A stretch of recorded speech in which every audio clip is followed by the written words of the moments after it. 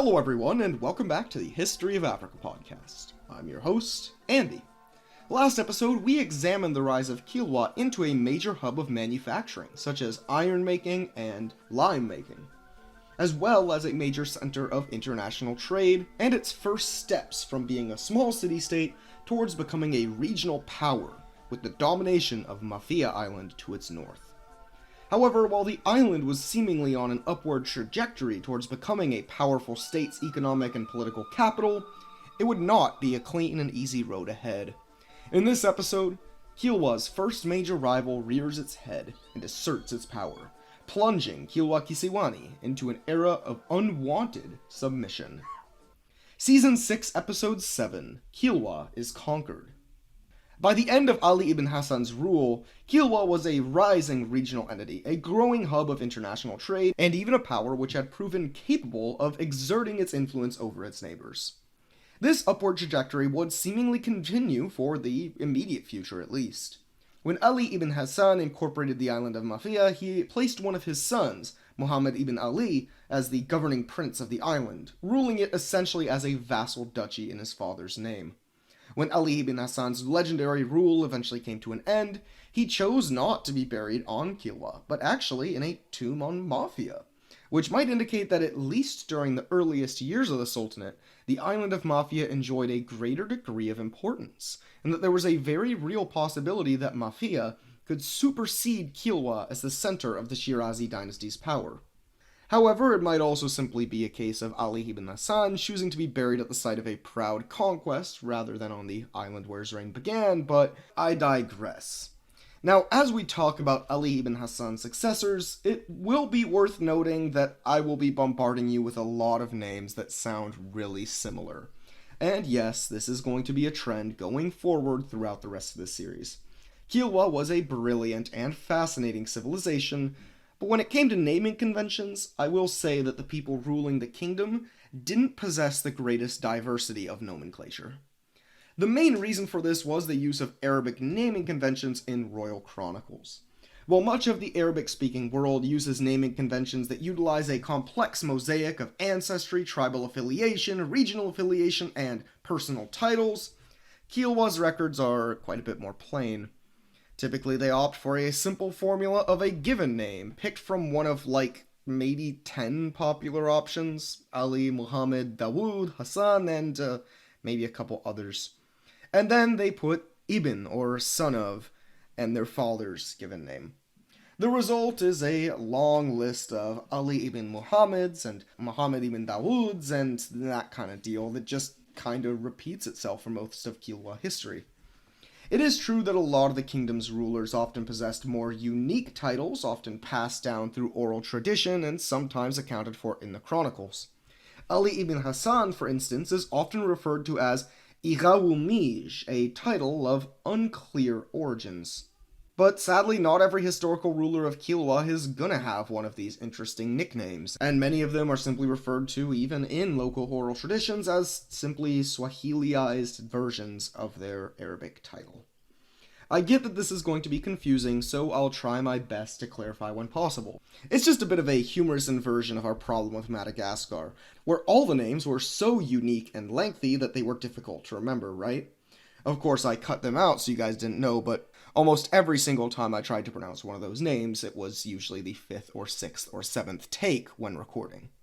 So because the similarity of names is only going to make things more confusing, I'm going to try to avoid naming people who aren't super important since, well, they don't really matter.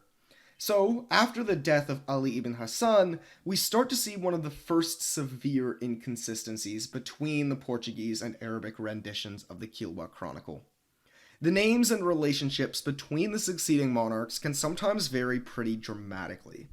In the Portuguese version, Ali ibn Hassan is succeeded by his son, who was afterwards succeeded by his nephew, who was then succeeded by his own son. The Arabic version, though, goes a little differently, claiming that Ali ibn Hassan died, he left the throne to his son, who appointed his younger brother as the new Prince of Mafia.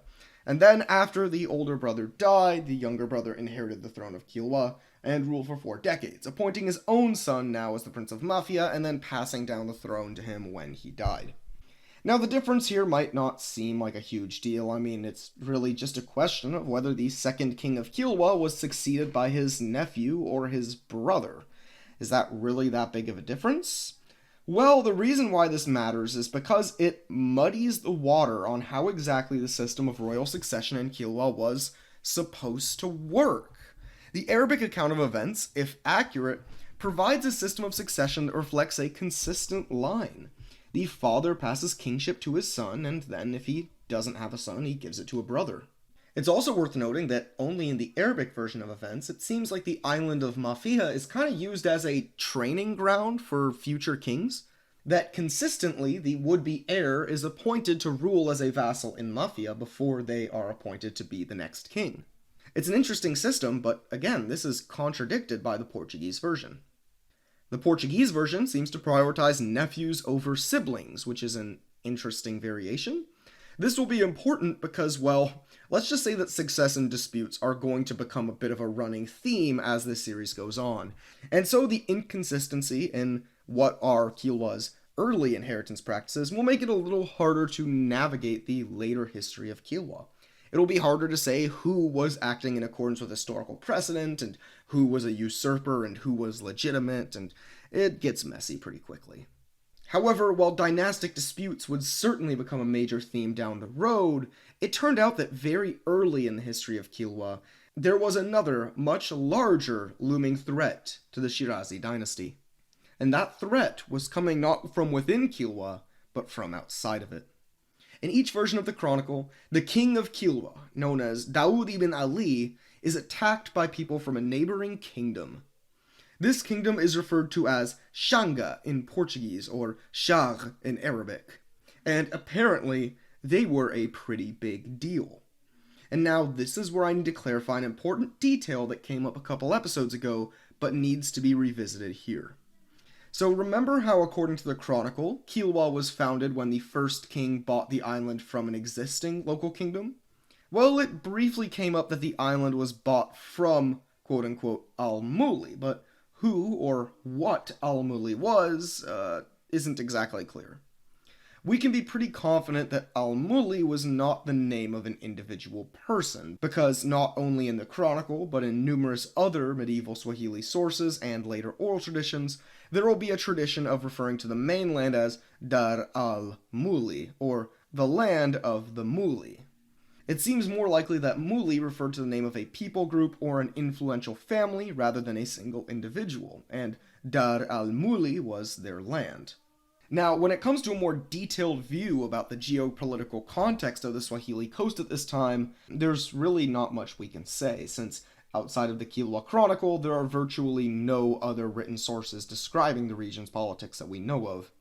So we're largely just stuck with guesswork.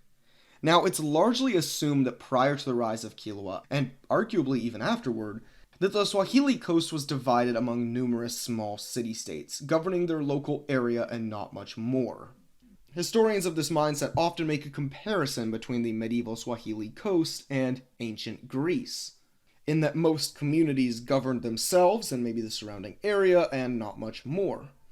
However, certain elements of Kilwa's origins imply that this might have not fully been the case, particularly in the strange chapter in which the Ascendant Island is conquered by a foreign enemy. And, as I'm sure you're tired of hearing, the exact identity of these conquerors is not especially clear to us.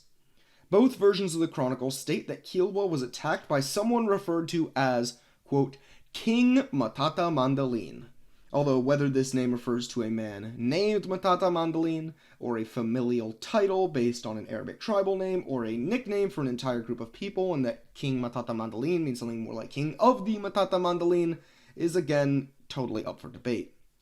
Proposed etymologies of this term sometimes claim that it originates from the Swahili word matata, meaning trouble or problems. The second half, mandalin, is almost certainly a modified version of the name Mandiri, linked to the Mandiri tribe of Arabia, since it was common for many non-Arab Muslims to adopt Arabic names and tribal affiliations. Regarding the Matata Mandalin in the Arabic version of the Chronicle, so I'm pretty confident in this connection. Given what is about to go down, I think that we should interpret matata mandalin as meaning the troublemaking mandiri, rather than the name of an individual king. However, while we know very little about the enemy king personally, we do, strangely enough, know the name of the kingdom he governed. Of course, the chronicle refers to the King Matata Mandalin as the enemy king of Xanga, or Shag. However, like many things related to Kilwa's early history, this opens up more questions than answers. Xanga is only ever mentioned one other time in the chronicle, where it is identified as a kingdom based on an island, as a Muslim kingdom, and that its territory stretched as close to 20 Portuguese maritime leagues from Kilwa. Additionally, it appears that Xanga was regarded as the most powerful state in the region, since the chronicle states that, quote, even Montana, king of the mainland, praised Xanga. This implies that the king of Al-Muli, who is identified as Mompana in the Arabic version of the chronicle, is in some sort of relationship of subservience to Xanga, whether as a tributary or as a vassal leader. It seems then that the kingdom of Xanga was one of substantial importance of the region, one that was seen as more than capable of projecting their influence over other kingdoms. It's possible that Kilwa was itself a subservient state to Xanga during its early years, but regardless, it's clear that by the start of the 11th century, the relationship between Kilwa and Xanga had utterly fallen apart. While the exact details vary slightly between the different versions of the chronicle, the main story is about the same. The king of Xanga invades Kilwa Kisiwani, and the young sultan of Kilwa is almost immediately utterly overwhelmed. He was, quote, thrown from the island, forced to flee, and the nephew of the king of Xanga was installed in his place as the new sultan of Kilwa. Kilwa was now conquered and under the control of a foreign usurper. Perhaps the biggest question left unanswered in the chronicle's account of what happened is where exactly this kingdom of Xanga was located and who its people were. After all, while the Swahili coast was supposedly made up of only disparate city-states, this Xanga in the chronicle seems to go more than a little bit beyond this description. It clearly enjoyed a degree of unparalleled power and influence on the eastern coast of Africa. Therefore, it's a little puzzling that we know so little about it. As far as I can tell, there are no existing geographies from the time that refer to an East African state with any sort of name that might be analogous to a kingdom of Xanga. But this is to be expected from a time period when the East African coast south of Mogadishu was still a region that was just starting to get on the radar of Arab merchants. Hence why Kilwa also doesn't appear in these geographies yet either. There are a few candidates though on the Xanga shortlist, some of which are a lot more plausible than others.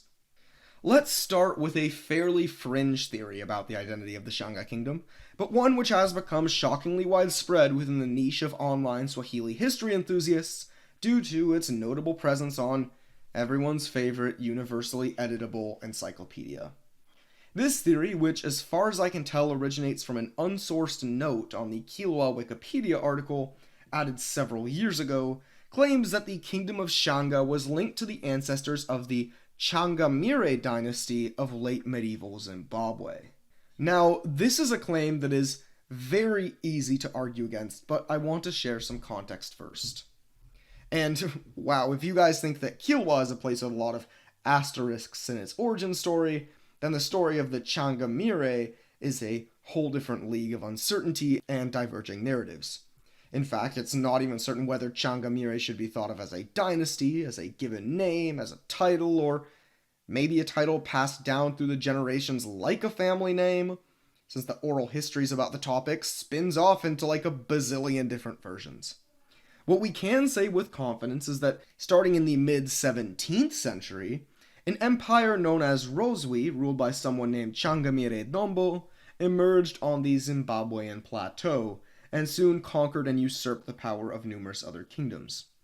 They additionally defeated the Portuguese, who had recently pursued a colonial and mercantile presence in the region, and basically ended Portuguese ambitions of colonialism in Zimbabwe.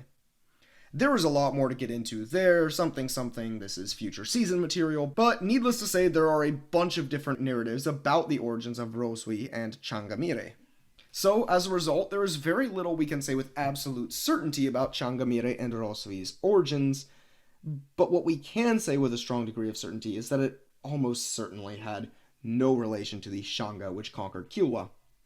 While many details of Shangamire's origins are contested, basically every oral tradition around Rosui states that its leaders originated from in or very nearby the Zimbabwe plateau. Additionally, the hundreds of miles and hundreds of years separating Kilwa and Rosui would make this link incredibly distant. It's also worth noting that despite the temporal and geographic distance, the authors of the Arabic version of the Kilwa Chronicle, which was written hundreds of years after Kilwa's rise and eventual fall, would have certainly been aware of Changamire's importance in Zimbabwe, given the then strong mercantile links that had developed between the two regions. Omitting that there was any sort of link between the conquering Xanga and this incredibly prominent dynasty of Zimbabwe would have been a strange choice, to say the least. And then, of course, there's the most important aspect, the religious aspect. Xanga is identified as a Muslim kingdom, and there is essentially no evidence linking Changamire to the practice of Islam around this time. But maybe the biggest weakness in this theory is just the lack of any sort of reason to think that it might be plausible in the first place. There's no reference to anything in the Kilwa Chronicle that really leads us on that sort of path. Literally nothing at all. No hint that it could be true, other than the vague, somewhat similar names. To be honest, I'm pretty sure that the person who first made the Wikipedia note just saw the name Xanga and thought that it sounded vaguely familiar to another African dynasty from the same place and time, give or take several hundred years and miles, and intuited that they were linked based on that alone. There's really no other reason to believe in this idea, and plenty of reasons to be skeptical. It's also worth noting that if linguistic similarity is the name of the game, then there is a much better candidate in the opposite geographic direction. Further north, just off the coast of southern Kenya, is the island of Pate, a place that is, in many ways, oddly comparable to Kilwa itself.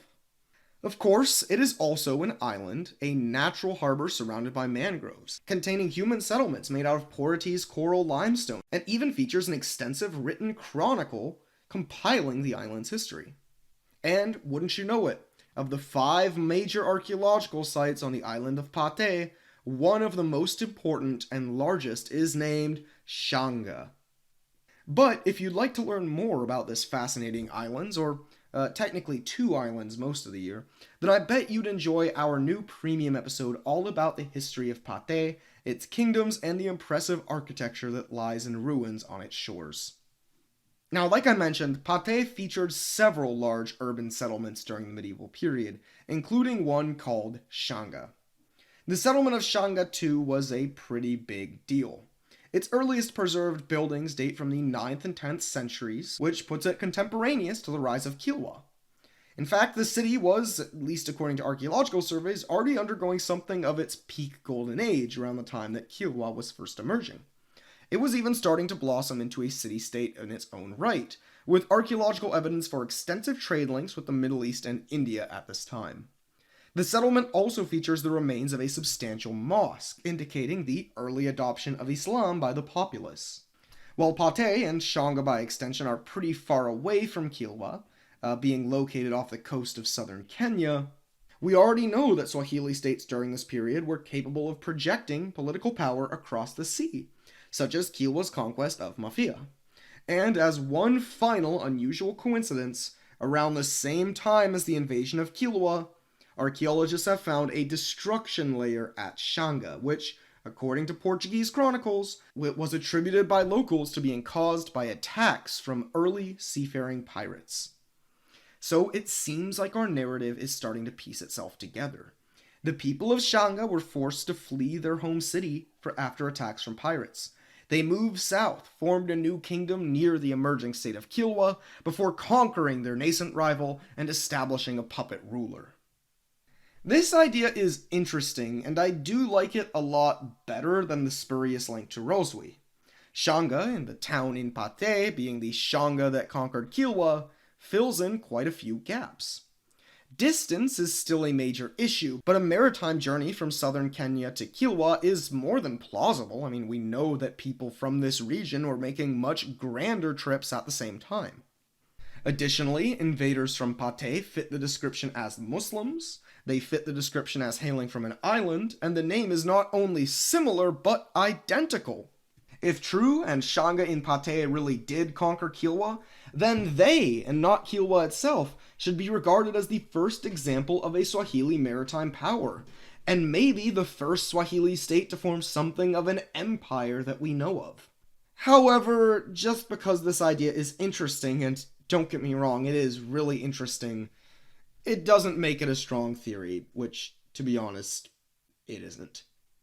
The biggest weakness, and a very glaring one, is that João de Barros, the Portuguese historian who mentions the stories of Arab raids on Pate, is the same guy responsible for translating and compiling the Portuguese version of the Kilwa Chronicle. While we know for a fact that he is familiar with Pate, he never makes any reference or implication of Xanga being from there. Nor does he refer to any distant origins for them at all, something which he does all the time in other sections of the Chronicle. This omission indicates that whoever occupied the kingdom of Xanga was, well, local. And as a result, a local site named Sanje Yakati, a prominent Swahili town on the Tanzanian mainland not far from Kilwa Island, is the most common choice. Featuring prominent stone ruins from the 10th century onwards, including a notable mosque, as well as evidence of impressive trading connections, it makes sense that this settlement, estimated to be the largest site that we know of on the Tanzanian coast before Kilwa, would be the center of a regionally powerful kingdom, one strong enough to bring Kilwa under its heel and extract a degree of subservience from its neighbors. Sure, even our most likely link is still somewhat tentative.